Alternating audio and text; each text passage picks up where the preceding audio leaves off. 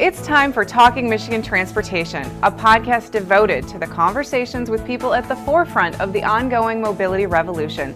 In the state that put the world on wheels, here's your host, MDOT Communications Director, Jeff Cranson. Hi, once again, I'm Jeff Cranson, Director of Communications at the Michigan Department of Transportation, and this is Talking Michigan Transportation, and today I'm very pleased to have with me Elise Feldpausch, who works in our Intelligent Transportation Systems program area, and specifically is here today because of her role as the project manager for the North American International Auto Show 2020 Mobility Challenge. Elise, thanks for being here. Yes, thank you so much for having me. It's a mouthful. How do you shorthand that? Well, we call it the NAIAS Challenge sometimes, but really it's the NAIAS 2020 Michigan Mobility Challenge. It's a lot to say, but not too much. So tell us what this is and why people should care. Yes. So back at the last auto show, which was January of this last year, the governor was in attendance, and she kind of sat there and thought, wouldn't it be really spectacular to be able to showcase autonomous vehicles from the airport to downtown as a part of the next auto show, which is actually a year and a half later from that, which would be in June of this upcoming year. And so we were tasked with trying to figure out how to really bring that to fruition. Like, what does that really mean? How can we kind of bring this autonomous technology, and how can we challenge the companies to be able to come up with different solutions? And the first thing you were thinking is you were really glad it was 18 months instead of 12 months. I really was happy, yes. And I was also happy we were not delivering this technology in winter, which can have a whole series of challenges with it, with the bad weather. So following up on that, after the governor had that idea and said, I want to do something big to really highlight this technology and make the auto show, the first in the summer, something special, she came to our director and said, look, this is what I'm thinking. And the director said, sure, great, we can do that. And the next thing you know, you and others are scurrying about to try to make this happen. Yes. And by late May of that year at the Mackinac Policy Conference, they made the announcement that this was going to be a thing, and that a year from then they were going to have autonomous vehicles, automated vehicles, highly automated vehicles is probably the best way to say it. Yes. Shuttling people around downtown and bringing people back and forth from the airport to the TCF Center, formerly Cobo Center, for the auto show. Yes. So what have the challenges been for you and your team as you've prepared for this? Well, the challenge really has been to be able to kind of come up with a concept where we really were able to ingrain this as part of everyone's everyday life. I think that's a little bit different, right, from your traditional demonstration. Traditionally, when you have these types of conferences or events, you have what I kind of air quotes call these demonstrations, which essentially is you go and you sign up for a time period and you go and you experience something and you come back and you get off and you say, well, that was a great experience, and you go about the rest of your day. But what we're really trying to achieve is have something that really can be what you are kind of anticipating seeing 50 years from now. What will transportation and life be like? And it's really this kind of multimodal experience that includes autonomous vehicles, it includes existing technologies. And that was another part that was quite challenging with this, is that it was a combination of autonomous vehicles, but then also bringing in and highlighting the existing mobility options in the downtown area as well. So really making this part of the everyday life. You have to go get your coffee. Well, maybe you can take an autonomous vehicle part of the way there.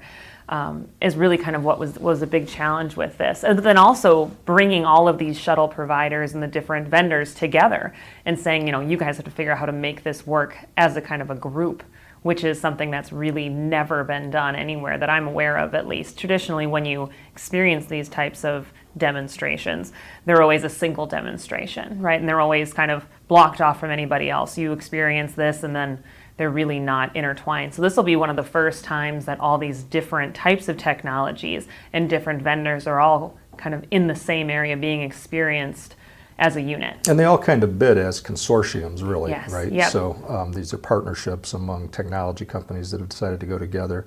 And we're very excited. I think, was it about what you expected in terms of numbers, or were you surprised at how many saw this as a chance to really highlight and put a spotlight on their technology? I was really pleased with the response that we had when we did our initial workshop. So after we had posted the kind of request for proposals, we had a workshop where we invited all of those that are interested in possibly bidding to come to this event. And we had over 125 different companies, I think, that were a part of this. And so it was really something that was amazing to be able to see. And then even in the we had 10 groups or 11 groups that had submitted, 10 teams of individuals. We had over 35 different companies, all a part of those different teams. So we were really impressed. And some, was only 1 or 2, and then others were up to 9 different companies that were a part of that one team. So even while you've got skeptics, not just in Michigan, but everywhere, thinking, this is never going to happen, this whole automated vehicle thing, I would never trust a car without a driver, and that's, even while that skepticism persists, probably little do they know that maybe, right there in their community, there's some startup that's working diligently and investing on this and seeing this as the future of transportation. Oh, exactly. And that's, the thing that I maybe was more surprised about by kind of the composition of the teams is that there weren't those names that you were used to seeing. You were seeing a lot of these kind of startup companies, a lot of players that are international in the space that were coming. We have company coming from as far away as Russia to be a part of this. So it is something that has a very large reach, and individuals are very excited to have it be something that's showcased as a part of that auto show in Detroit. And there's too many to name them all here, but I will include the list on the show notes so that people can see that. But talk first about, there's 2 components to this. There's the downtown circulator, which is what you said. It's a very practical application. It's like to complement, not to replace, but to work in conjunction with the people mover and the queue line, that you've got this other means of getting around from hotels to the auto show and restaurants and everything back and forth. And then there's the component from the airport that is going to offer that chance if you flew in and you loaded the app and planned ahead of time to take an automated shuttle from the airport downtown.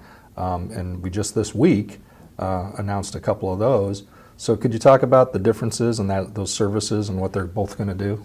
For sure. So starting with kind of that airport piece. So really, as you said, that's going to be an experience that is a book in advance piece, because we need to be able to highlight kind of where people are going and kind of sign up for the time slots. We're going to be bringing individuals from the airport all the way across the interstate to the kind of highways to local roads to be able to come down Woodward and be able to actually come into the downtown business district. Now that is a very different type of technology than what you'll experience when you're downtown, because those actually both vendors that were selected to be a part of that actually are what we call retrofitting existing vehicles. So they're taking vehicles that you can go out and you can buy today, and they're fitting them with what they call drive-by wire kits. I know it's kind of starting to get more technical, but essentially what they're able to do is take these components and insert them into the vehicles and make it so that it can be these highly autonomous vehicles. So it's a very exciting type of technology. It makes it very accessible. And so that's able to get it to go to like these highway speeds. Whereas when you start looking at what we've called the downtown circulator, you're really seeing more kind of traditional shuttle types. There's a couple vehicles that will be running around what we've kind of typically call robo-taxis, but it's essentially kind of like your highly automated Uber, essentially. That'll be running around going from point to point. But the rest of those options downtown will be more of that traditional shuttle type. You've seen the May Mobility, that's in Grand Rapids. You've seen that also in Detroit. So those are very similar types of technology that'll be running around the downtown. Yeah, so talk about the difference, I think, because May Mobility is in Grand Rapids running now for free. Anybody that wants to jump on in the loop that they drive, which is basically from downtown to the west side and near the Grand Valley downtown Grand Rapids campus, but they have a contract with the Gilbert companies, with Bedrock in Detroit, because it's a needed service to get so many people that have to park quite a ways from their office to get them back and forth. And I think they're really busy, right? They're doing really well. So yeah, we've always heard great success stories from those types of companies, and really the high difference is a traditional vehicle that's been outfitted with the technology to make it autonomous, or a purpose-built autonomous shuttle. Right, those things like the May Mobility, we call those shuttles, right, where it's essentially a small vehicle that you're getting multiple people on. So there's a number of different companies that are working, whether it be the Ollie or the May Mobility shuttle, that are going to be moving these people around, but they're also doing things that are slightly different from what has been done in the past. One of the examples is that from the TCF Center to the Renaissance Center and beyond, we're going to be having what they've called a shuttle train. So it's essentially these 3 shuttles that are working together in tandem to create essentially what you would see as a train moving along, being able to transport large groups of people from one destination to the other. So it's a different use case scenario for these shuttle types of technologies. And there's a number of different options within these different shuttles to be able to experience. Another example is that we have a number that have focused on mobility for folks, for individuals, to allow them to be able to have different ways to interact with the vehicles if perhaps they are one of the vulnerable road users, or the individuals with disabilities that may not be able to ride your typical shuttle because they're not able to step up. We have some shuttles that are going to be able to kneel down to be able to allow them to come on, some that are automatically able to hook on to wheelchairs to be able to experience in a different way. So there's a lot of different types of technologies, and that's really one thing that we wanted to highlight with this as well, is to challenge these teams to be able to come up with something that they can debut, and it can be something that people haven't seen before. So we were really pleased to have Lieutenant Governor Gilchrist in Detroit for this announcement of the airport shuttles earlier this week, and he's particularly passionate about that access for all component and the social justice aspect of this, and the idea that this is going to provide options for people with disabilities and elderly people. And that's something that it's surprised me, in polling that Epic MRA has done. They found that the most skepticism about any kind of automated vehicle technology is among the elderly. People become more accepting of it the younger they are, and that's interesting because it's the aging population that could benefit from this the most. So talk about your own kind of, I guess, how your thought process has changed or evolved since you've become highly involved in this, and whether you've become less skeptical the more you've worked with these companies and you've seen the technology develop and you know what's possible. Oh, for sure. This is something that I've came into this space. I've worked in the ITS program office, the more traditional side. We'll talk about what intelligent. ITS is too. Yeah, sorry. You get into this world and there's a lot of acronyms. The traditional side of ITS is essentially, we've kind of coined it as, or I guess I personally coined it as, anytime that technology really interacts with the roadway is what I think of ITS, right? You've got your dynamic message signs, which are these signs that show you the travel times going down to Detroit. We have the cameras, we have the operations centers. Which is what people most want to know, I think, the travel times and whether there's a reason they're going to be delayed. Exactly. So that's more of the traditional ITS side of things. So fast forward to a handful of years ago when I got involved in connected vehicle, and I can tell you that initially from the start I was very excited about this opportunity, this technology. You can see very easily how this is the direction that we really have to move as a society. We've made our way very diligently through the years, reducing the number of fatalities that are on the road through the traditional means.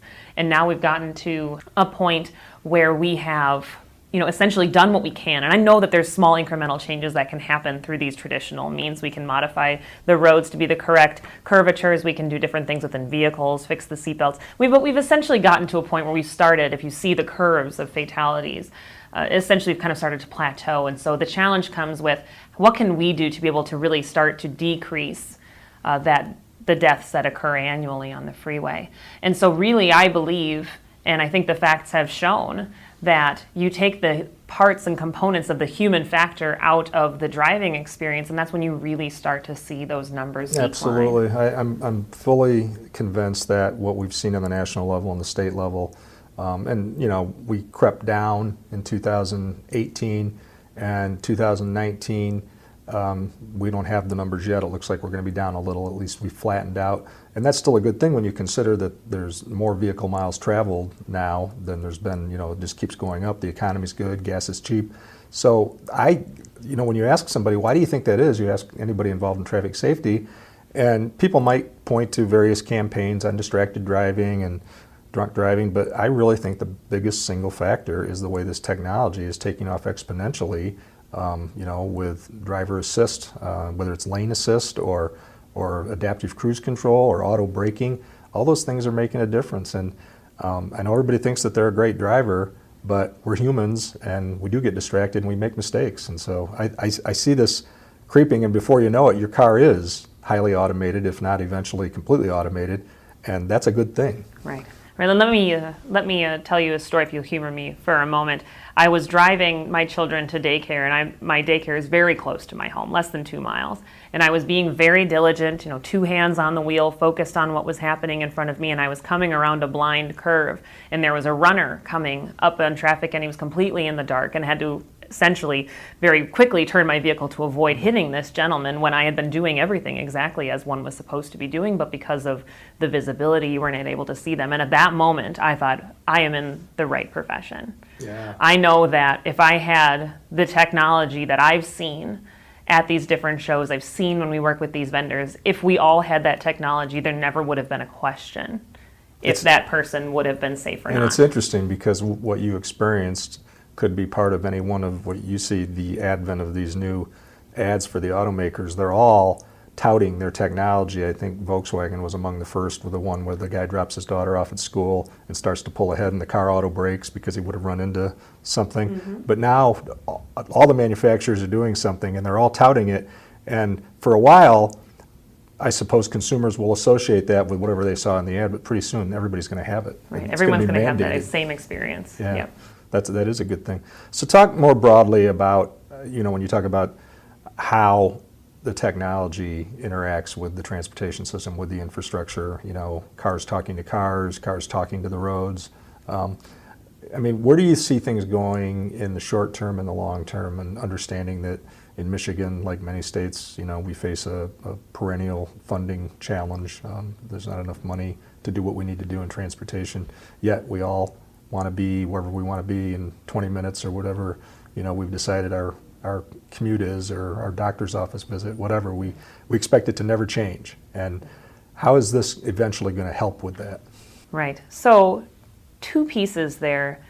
Speaking very broadly, individuals have often asked me, what can the DOT do when you start talking about these autonomous vehicles or connected and autonomous vehicles?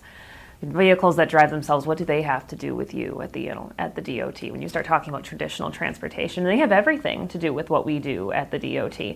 You have, the autonomous vehicle. Everybody thinks that an autonomous vehicle operates singularly, right? It doesn't need to communicate with anything else. It operates entirely through arrays of sensors. And it is possible, right? We've seen that model deployed by different vendors.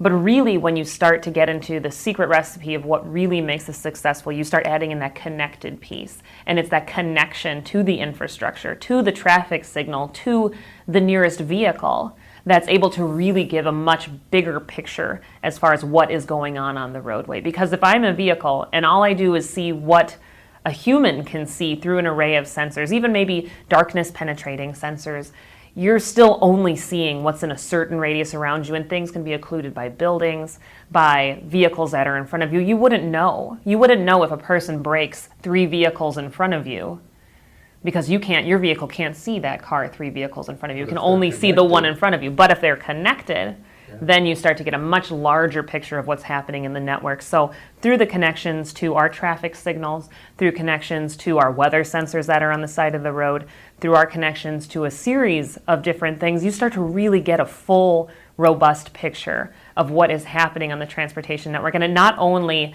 enables those vehicles to be able to drive safer, to be more protective of the individuals in their vehicle, but it allows us as a state to be able to have a much better picture of what the conditions of our roadways are, what is the operations, what is the mobility, and where is the congestion. We're able to get a much better picture moving forward that'll allow us to be a much more proactive, dynamic department. Yeah. The other piece I think that's important to know with this is that really when you start talking relatively for how you utilize the funding on the roadways, these mobility solutions are really very low cost compared to adding additional capacity or more roadways to our network. So really you start talking cost-effective use of the tax dollars, these technological solutions that are increasing your existing capacity with different mobility options, different operations of the interstate, really allows us to be efficient with the funding that is available. Maximizing efficiency, and I think a good example of that is the flex route on US 23, which also features an intelligent transportation component because the infrastructure is communicating with the vehicles, but it also was a way without adding a lane, which a lot of people who commute between Ann Arbor and I-96 would like to have. Instead, by using the shoulder and getting the federal government to go along with that and employing that technology, we're maximizing what we already have. So that's a really good example of that efficiency. Well, Elise, thanks, and best of luck. We'll be following this closely, obviously, leading into June and what goes on at the auto show this year. But I think the showcase is going to be great for these companies and great for Michigan. So Wonderful, wonderful. I hope to see you all there. And I want to say thanks again to Corey Petey, our sound engineer, who does things like in the middle of the podcast tells me to quit pulling on my audio cord, and to Sarah Martin, who does our intro and outgoing remarks. Thank you. That's a wrap for this edition of Talking Michigan Transportation. Check out show notes and more on SoundCloud or by subscribing on Apple Podcasts.